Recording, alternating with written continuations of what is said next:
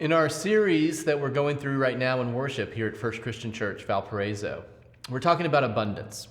And a lot of times we're thinking about the gifts God has given us, and those become for us material gifts. We think about the things, the stuff that makes up our lives, even quite frankly, the stuff that makes up our bodies, right?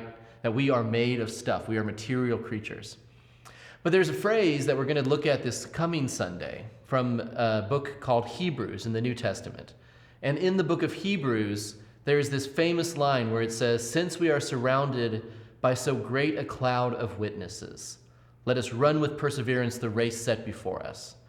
And this image of this cloud of witnesses, this ephemeral image, even though cloud, of course, is stuff, yes, there is this ephemeral quality to it. And the idea there is it's the spirits, or the memories, at least, of those who have come before.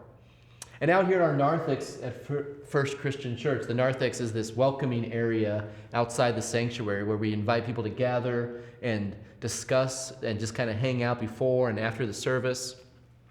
But in the midst of it, there's this memorial book. And we record the names of all those people who have been members of our church or deeply connected to our church in some way, who have passed away, who have died, who have moved on to that eternal life that we believe exists with God in some way. They are part of the cloud of witnesses. And churches often have to strike this balance between holding on to what has been and looking forward to tomorrow. And that's exactly what Paul's talking about in Hebrews. And so as we talk about abundance, this also is part of the abundance we have, is first of all that cloud of witnesses, the people themselves who have come before us and shown us the way. And also the journey that we're on, that we get to be on this journey, the struggles they had, the challenges they faced, the things they accomplished and overcame are also like the struggles and challenges that we're able to overcome in our lives. And we don't always think of it this way, but those challenges too are a gift.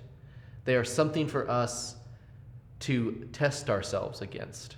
Not in a punishing way, not in a way of God throwing a challenge in front of us in order to disrupt us, but it's just the reality of life.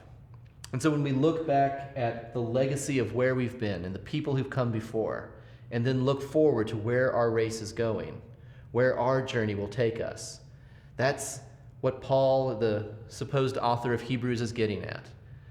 That God is both the God of yesterday, but also the God of tomorrow.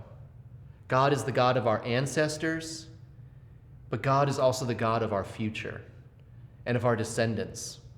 And that God has a plan for where we're going.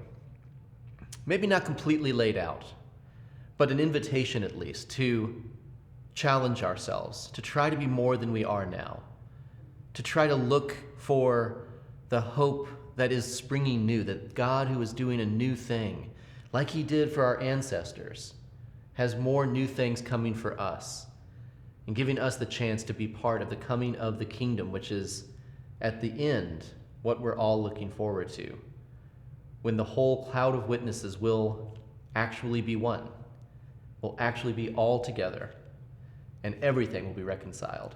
That's the ultimate hope of our faith. And so if you join us on Sunday, either online or in person, I hope that that'll be a message that resonates with you as we talk about just really the whole scope of our hope as Christians. Hope you have a wonderful week.